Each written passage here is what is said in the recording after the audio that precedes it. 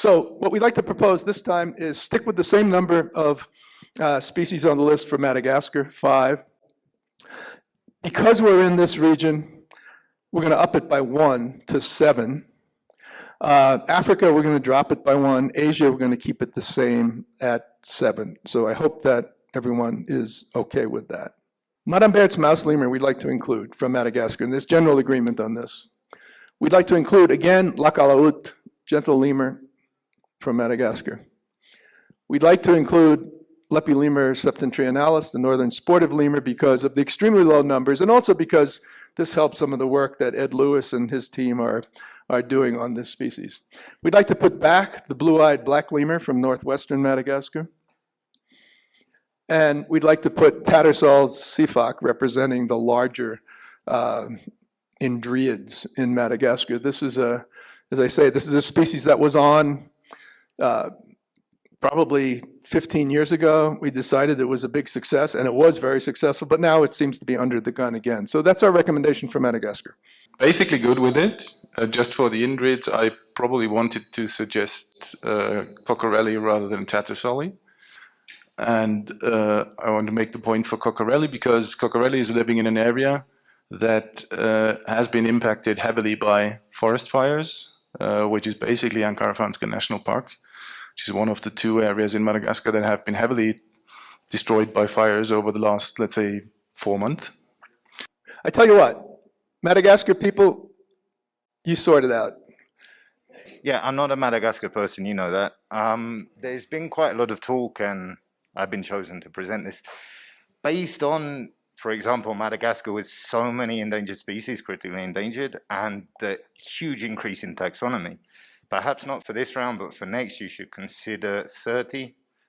But, you know, top 25 is a nice, manageable number.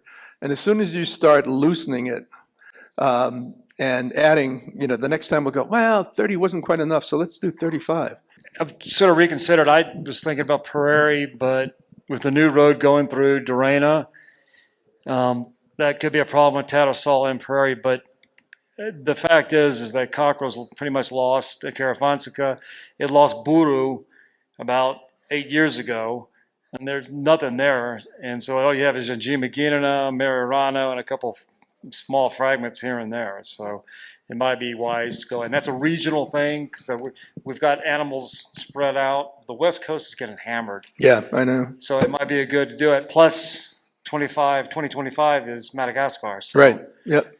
We can good? load up then. You good with cockerels? Okay, let's switch to cockerels. Good.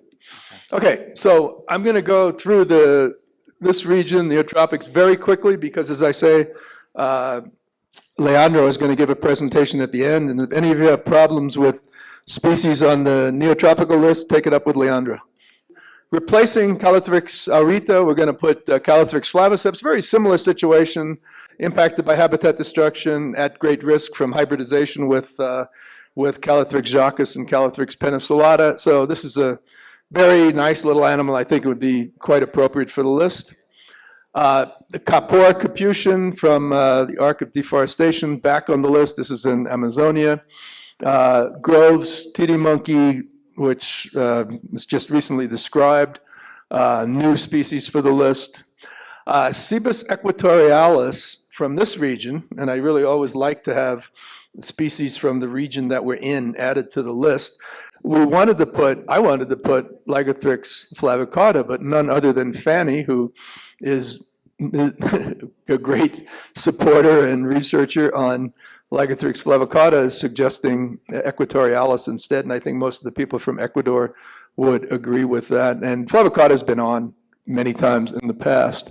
This one is on only once before, I think. We had the northern brown howler monkey on the last time. At this time we would like to put on the entire brown howler monkey from the Atlantic Forest region of Brazil, especially after what we heard from Martine about the disappearance of this animal in Misiones, where we're down to what, 30 animals or something, and 50 animals in Misiones province in Argentina. So, and this one really, really got hammered by yellow fever. And then for Central America, rather than putting all of the Ateles jeffreyi. Let's just focus on the one that is probably the most endangered, the Azuera Peninsula,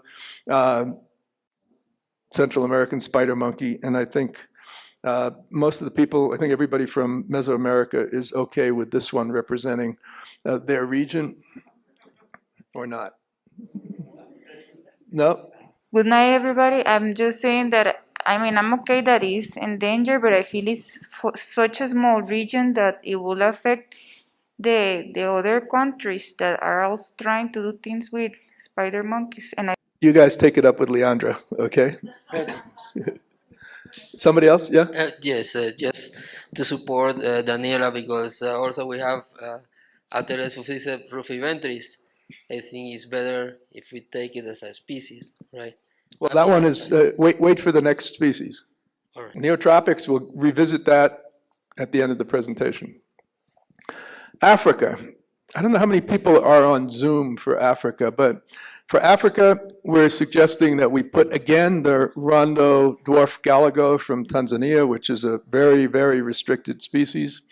The rollaway guenon, again, this is from the same area as Miss Waldron's red colobus in the border area between Cote d'Ivoire and Ghana. And we, in our surveys looking for Miss Waldron's red colobus, we did find this animal, but very, very, very low numbers. This could be the next West African species to go. This new one, it's Cercocebus chrysogaster, representing the genus Cercocebus, which it appears that next to the red colobus, Pileocolobus, the genus Cercocebus is in big trouble all over its range, and it's going to be the subject of the next action plan. Keeping the Kipunji for now. Oh, there's the action plan, sorry. And representing the red colobus have been on virtually every list. And so we decided this time, rather than putting multiple red colobus, we would put just one representative of the red colobus, and that's the Niger Delta red colobus from Nigeria, which is getting some significant attention, especially from Rachel Ashigbofe Ikeme, who's another one of our vice chairs for the African region. And that one would represent all of the red colobus. And then also the other big group of colobus monkeys, the black and white colobus, again from West Africa. A lot of the extinction risk in Africa is in West Africa, especially in the upper Ghanaian region and then in Nigeria and Cameroon. This species was on before, and we'd like to keep it again. So that's Africa. Okay, now we get into what I think is going to be the most complicated one, and that is Asia. So let me start. I think this is a fairly easy one, the Sangihe Island tarsier. The last time we left off the tarsiers, but the tarsiers are such a distinctive group of primates that we feel that we need, and many of them are very endangered, so we felt that we needed a tarsier on this list again.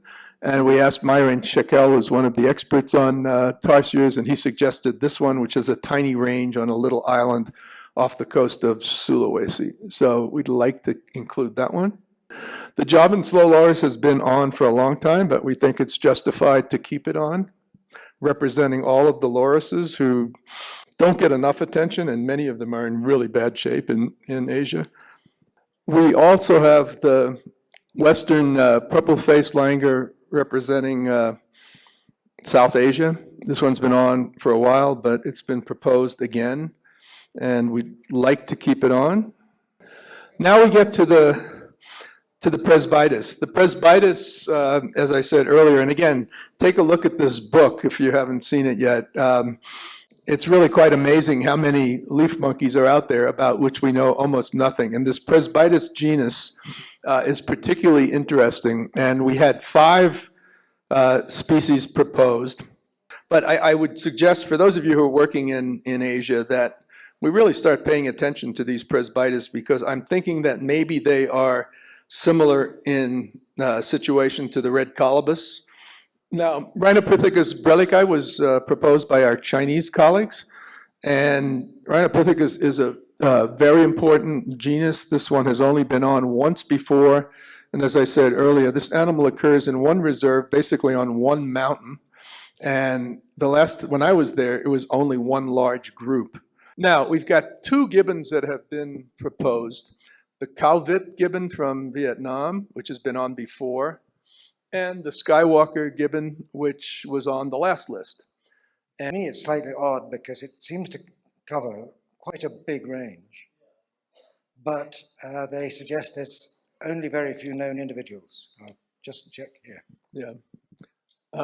Okay, so last one, which I think is pretty much non-controversial, we'd like to keep the Tapanuli orang on because, and Serge, which is one of the experts on this species, it's in big trouble. It was just described in 2017, and it makes a lot of sense to keep this one on. So I think this one is pretty straightforward.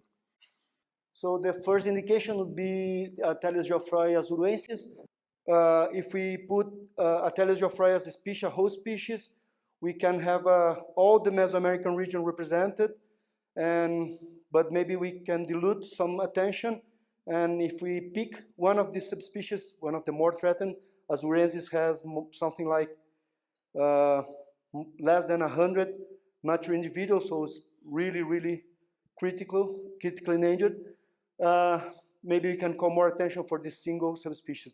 This animal needs attention. Is that any possibility that we can add another subspecies? I think it would be better, and we all agree, to have it as a species, as a whole. So in summary, these are the 7 taxa we are indicating to enter the top 25. So unless somebody else has anything else to add, and I hope many of you will get to the next Congress as well in Malaysia. Thank you very much.